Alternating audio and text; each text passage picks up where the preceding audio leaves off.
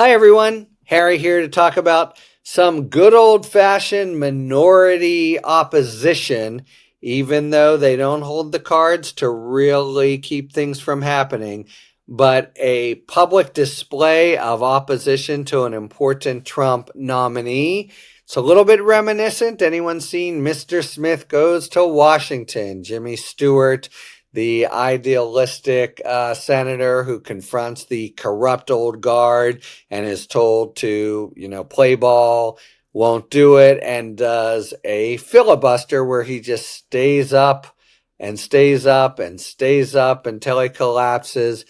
That's the sort of tactics that are left to a party that has been completely removed from the majority. You have a narrow majority in the Senate, a narrow majority in the House. You have Trump in the White House, but that leaves Democrats with some tried and true maneuvers.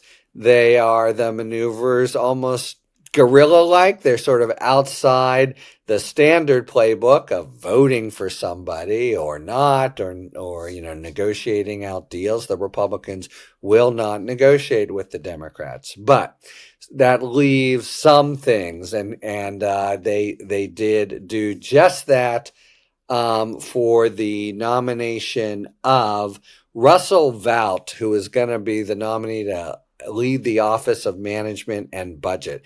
That sounds like a kind of bureaucratic acronym. Man, it's a huge, huge, huge agency. It's the money.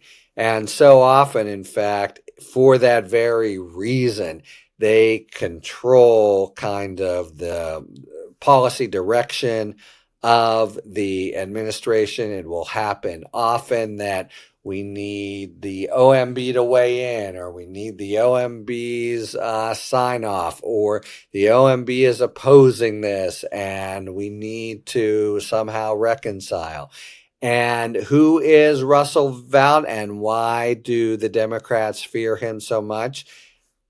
Two reasons, really. One is the prominence of the job and the ability to kind of effectuate what has been Trump's maybe most lawless maneuver of just refusing to spend appropriated money from Congress. That plays somehow as a kind of political give and take, but it's just a forthright violation of the law and the constitutional core obligation to take care that the laws are faithfully executed. Congress has the power of the purse. Its legislation on how to spend money is about as central to its role as anything. They say, here's money, here's a grant, and they appropriate it. And sometimes an additional step, spend this money on this program.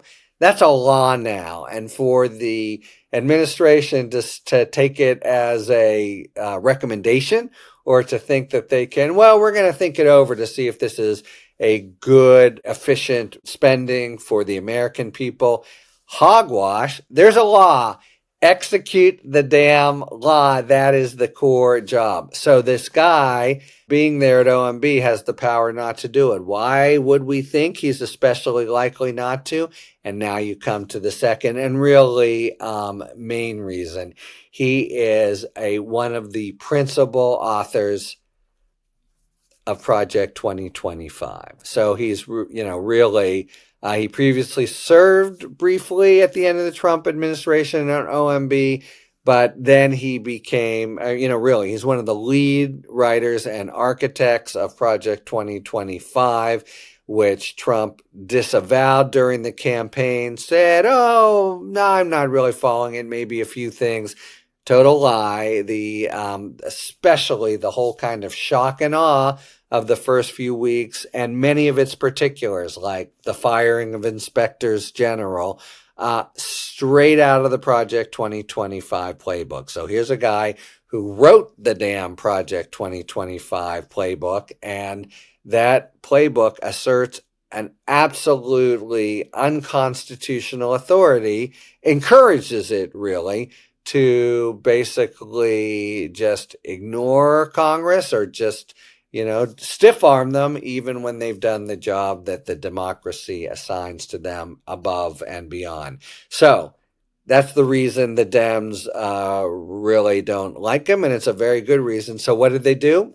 They're not going to be able to keep him out. But what they were able to do is go a little James Stewart, Mr. Smith Comes to Washington on them. They had it's not exactly a filibuster technically, but one by one, Democratic senators over Wednesday night and into Thursday morning just gummed up the works.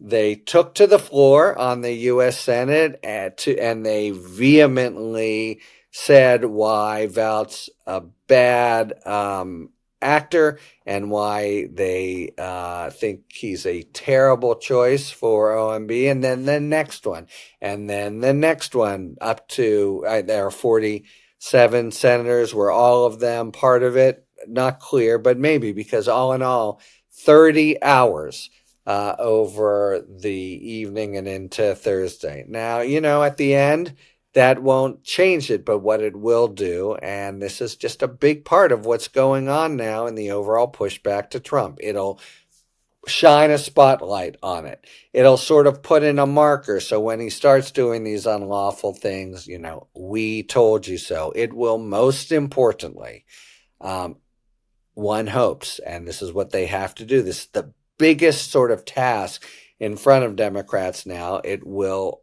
alter and adjust public opinion. It's Lincoln's adage, in a democracy, there's nothing you can't do if public opinion is with you, and nothing you can do if it isn't.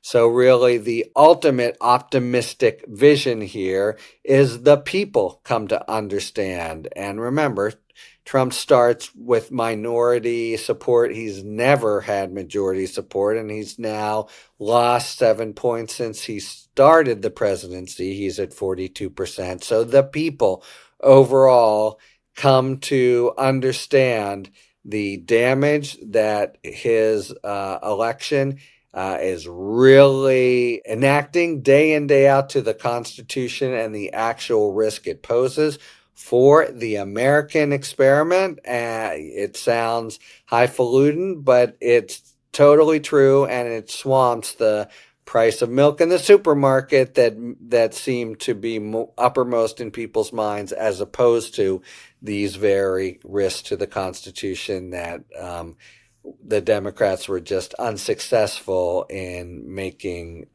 determinative of the election.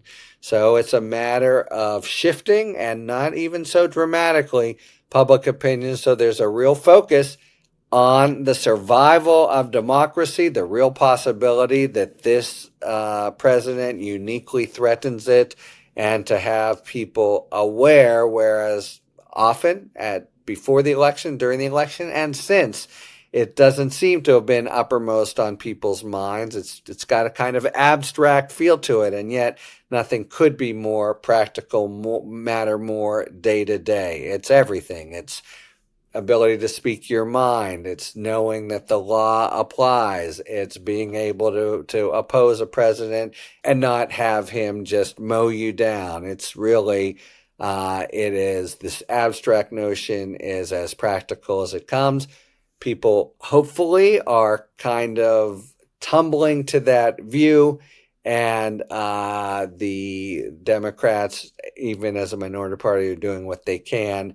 And these lawsuits are helping too. And hopefully some of these YouTubes, Substacks, etc., are at least blowing the whistle on his assaults on constitutional rule in a way that, will slow things down and then eventually reverse the field. So we hope. Talk to you later. Thanks for tuning in. If you enjoyed this video and other Talking Feds content, please take a second to like and subscribe. Talk to you later.